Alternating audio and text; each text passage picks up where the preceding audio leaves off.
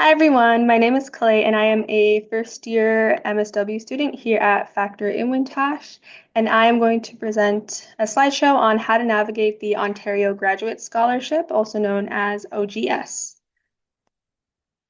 So the Ontario Graduate Scholarship is a competitive merit-based scholarship program for graduate students, and it's aimed at supporting students in research and course-based programs. So just to emphasize this, course-based programs are programs that do not require a thesis, and these are also referred to as professional programs. So if you're watching this as a student in another professional program other than social work, I would reach out to your faculty registrar's office just to confirm if your program is eligible.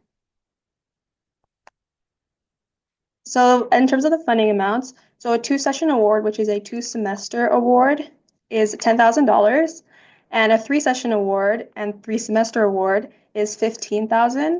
And as far as I know, most provincial and federal scholarships are paid out in installments. So at the beginning of each semester, you will get an installment of $5,000, and then you'll get your next installment at the beginning of your next semester. So as for the award payment schedule, so two sessions or usual two semesters starts in September, and another or your next semester would start in January. But for three sessions, like say for example, if you were taking courses in the summer, if you awarded OGS and had some courses to take in May, you can have the option to start your scholarship in May and then have it end in January, making it three installments, totaling 15,000. Same thing with if you were to have us start in September, but then continue on into May, you would also be able to get three installments. So if you are selected, you will be instructed to fill out like another form on Acorn in order to select your award payment schedule. So as terms for eligibility, so you must be a full-time graduate student in an eligible program, and you must be actively enrolled in courses to be eligible to receive payment for that session or semester. And you must have a minimum average of 80% in the last 2 years of study. But as of recently, or as of 2024 specifically, they've implemented a special circumstances aspect regarding the minimum average. So I'll get more into that into the next slide. And this award is open to both domestic and international students. But it's just important to note that there are different due dates for international and domestic students, with international students having an earlier deadline. And I just want to emphasize this, that research experience is not required. If you have it, that's great. Feel free to include it in your application, but do not be discouraged from applying if you do not. I know a lot of peers that I've spoken to, they see the word research and are often deterred from wanting to apply. But you do not need any research experience or like a thesis or a proposal in order to apply. So for these special circumstances, so starting this year, 2024, at the graduate unit's discretion, exceptions may be made for highly meritorious applicants who are below the required GPA minimum. So for example, say if you're a mature student who has been out of school for a bit and took an alternative career path, or you say had some family emergency in one of your semesters, or say in your final year of undergrad, and you didn't perform as well as you wanted to, you have an opportunity throughout your application, or I believe you're close to the end of your application, to specify if you had any special circumstances or any exceptions that you wanted to note in regards to how they consider your application.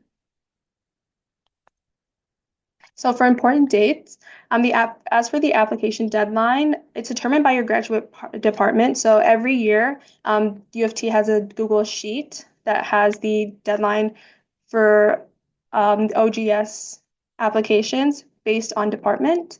So on that Google Sheet, which I have linked here, you'll be able to see the deadline for international students and for domestic students in each department. So for Factor-Inwentash specifically, the due date for domestic students is March 4th, 2025, and the due date for international students is February 26th. And the results usually come out around mid-July. So as for where do you start? So I would first, of course, check the eligibility and ensure you meet all the criteria for the award. So I've also linked that here for your convenience. And as for required documents, you will need all of your transcripts Even if you, say in undergrad, you switch universities, you would need the transcripts from the last university as well. You need all of your transcripts. And you need 2 letters of recommendation and academic assessments from references. Um, you would have to submit a PDF of your research contributions, relevant experiences, and activities, and a PDF of your plan of study, which I will elaborate on in future slides. And in order to complete the application form, you can click on this link here. It's available on the university's website. It'll take you to the forms portal where you can begin your OGS application. Okay, so now for reference instructions. So I would recommend connecting with potential references as soon as possible. And feel free to send them this slideshow as this slide specifically has a link that could lead them to a step-by-step referee instructions, especially if they're not that familiar with the OGS application. This should help clarify any questions that they have or walk them through it. So I would choose references who can speak to your academic and or professional abilities. So the quality of your reference letter is the most important. So I would ensure that you choose a reference that can write an outstanding letter that effectively communicates your potential and achievements. So I know a lot of people think that the caliber of the person who writes your letter, or if they're head of the department or something like that, could benefit your application, which isn't really the case. The quality of reference letter comes at the most important, no matter who writes it. So this could be past professors, supervisors, or even mentors that you might have had in the past who can definitely speak to your potential. So referees will be asked to submit an academic assessment, which ranks students based on 8 criteria, and have the opportunity to paste the reference letter into the additional comments section, and you'll be able to see screen clipping of these or step-by-step instructions using this link. So for research contributions, relevant experiences, and activities, part 1 of this document would be your research contributions. If you don't have any research experience, you can just put NA for this section and focus more on part 2. But if you do, I would use these headings, and the definitions for these can be found on the website. The use of headings is really important for organization because reviewers don't really have the time to decipher what you submit. So I would make sure your application is extremely concise and organized. So any publications or posters or presentations or any significant work that you list should be referenced using the referencing style for your discipline. So for social work specifically, APA 7th edition would be best. So for part 2, relevant experiences and activities, take this opportunity to describe your professional, academic, and curricular activities, interactions, and collaborations that best demonstrate your communication, interpersonal, and leadership skills. So these examples are a non-exhaustive list. A few of these include teaching, mentoring, supervising, participating in science and research promotion, community outreach, volunteer work, and so on. So if you've already been admitted to this program, I'm assuming you have a lot of experience you'd probably like to write about, but I would choose the most relevant experiences and extracurricular activities to support your application. And just for this section specifically, keeping in mind that the maximum is 2 pages, so approximately 7,900 characters, including spaces. So for your plan of study, the plan of study outlines your intention for being in the program, as well as any plans or goals that you may have for your educational journey here. So for students currently in the program versus students currently applying to the program, there's kind of a different way I would approach writing this document out. So for students who are currently in the program, I would describe your plan of studies, including proposed course or research work. So say if you want to get into research, maybe in the last semester or so, you picked up an interest in one of your courses and would like to further explore it, this would be a great time to write about that. So outlining what stage you are currently at in your studies and what remains to be done before you obtain your degree is something that you want to focus on. So for example, if you have a practicum that you'd really like to engage in, maybe second year, this would be a great time to write about that. Or you can even write about your chosen stream and your rationale behind why you chose that stream specifically. And you can also feel free to use parts of your statement of intent that you used prior to starting the program to help support this part of your application. So for students applying to the program, I would approach this as describing your plan of studies, including proposed course and research work, similar to students who are currently in the program. But In addition to this, outline your rationale behind engaging in graduate level work. So for this part, for students who are applying to the program, you can definitely use your or recycle your statement of intent from your admissions application for this section. So I would highlight what you want to contribute and engage in if admitted into the program. So this could be research, student-led activities, community work, or your practicum placement of interest. And for this section, it's important to note that it has a one-page limit. So remember to stay concise and organized. So in terms of general formatting, for general presentation of this, of all of your work, so your research contributions and plan of study included, it's best to use minimum text of 12-point font in either Arial, Times New Roman, or so on, and use single space. This is probably best in terms of trying to be able to fit everything that you would like to convey effectively.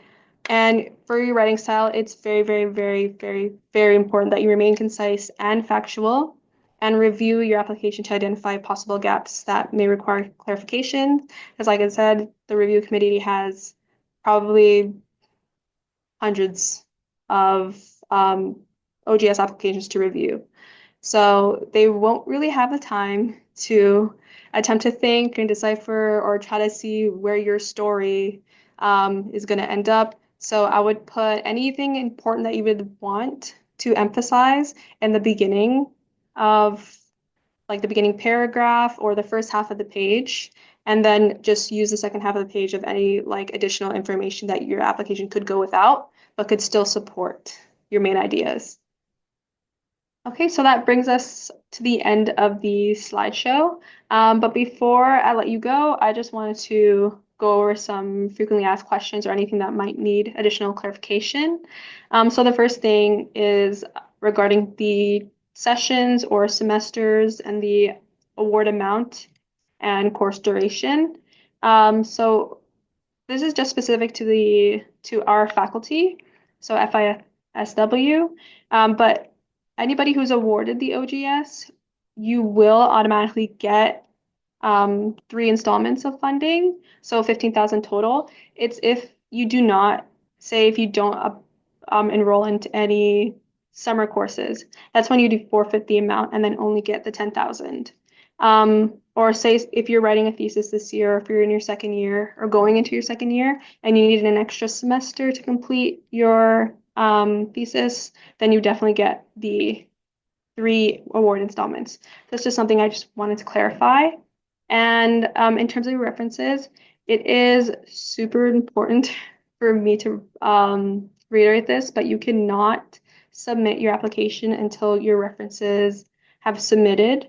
So say if you don't really have the time to get through your entire application right now, I would put in like random PDFs or random words into questions that you're required to answer in order to move forward.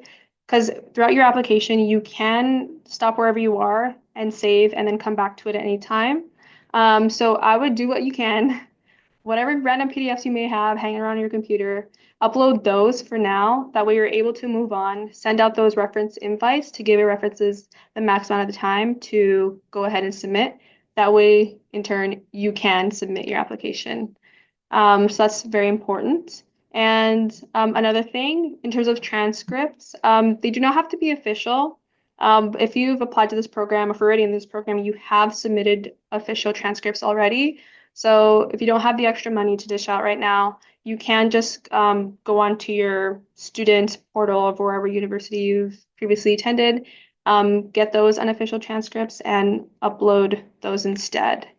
But yeah, so feel free to reach out to Maggie Tang. She's the awards rep.